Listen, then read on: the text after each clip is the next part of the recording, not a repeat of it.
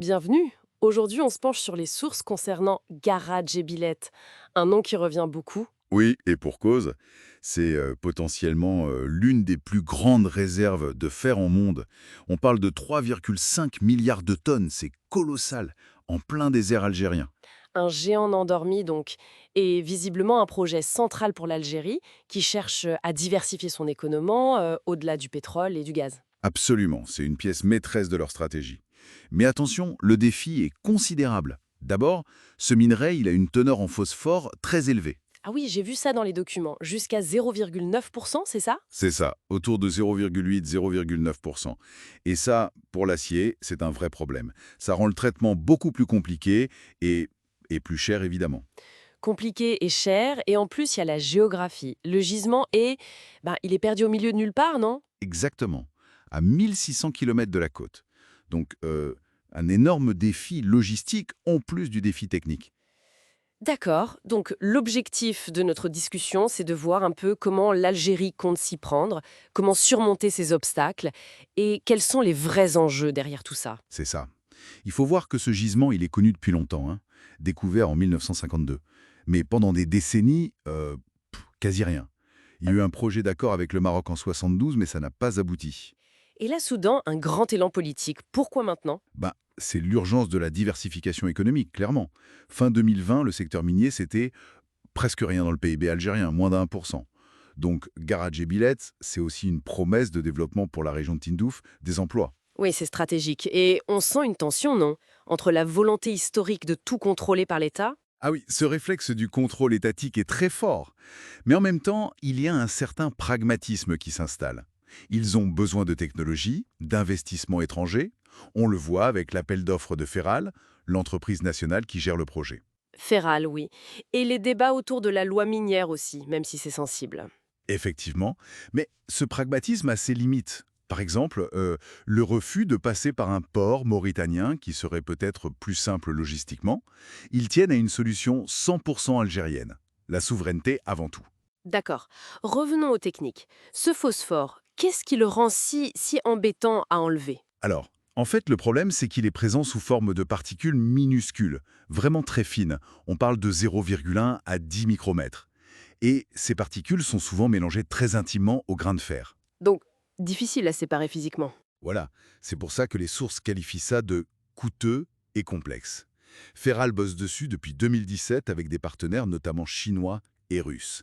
Ils explorent plein de techniques. J'ai vu une miste, hein. Grillage, lixiviation, séparation magnétique, flottation, même une idée de séparation par fusion par un groupe chinois. C'est un peu la course à la technologie, non?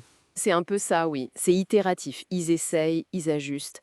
Mais ça semble avancer. Les dernières infos parlent de produits avec des spécifications bien meilleures. Des concentrés, des boulettes et surtout des briquettes de fer pré-réduit, du PDRI. PDRI. Oui, du fer réduit direct. Ils visent du 94-95% de fer et surtout un taux de phosphore sous 0,1%. Si ça marche à grande échelle, ça change tout pour la viabilité économique. Impressionnant. Mais la technique ne fait pas tout. Il faut sortir le minerai du désert. C'est là qu'intervient le fameux projet de train. Garaji-Billet, Béchar-Oran. 1650 km. C'est gigantesque. Indispensable. C'est la colonne vertébrale du projet. Il faut moderniser une partie et construire près de 1000 km de nouvelles voies.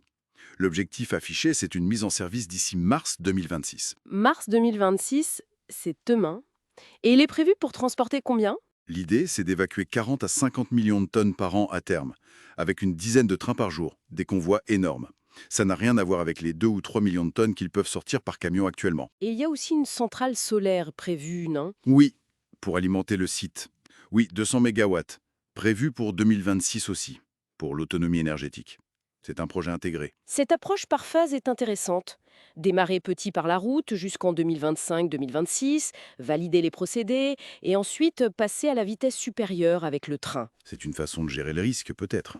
Investir dans le rail, c'est énorme, alors que la déphosphoration à très grande échelle, bon, ça reste à confirmer, non? C'est un risque calculé, oui. La première phase sert justement à ça.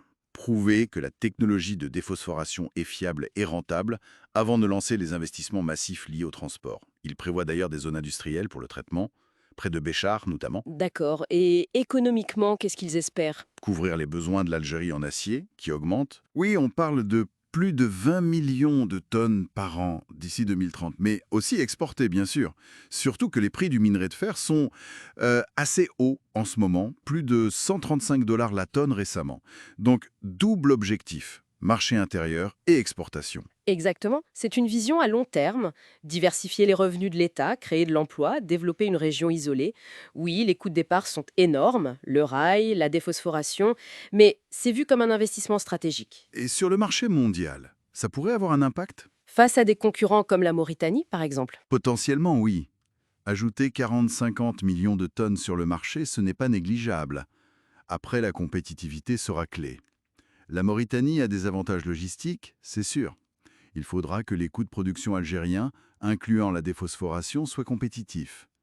Donc, pour résumer, Garage et Bellette, un projet monumental pour l'Algérie.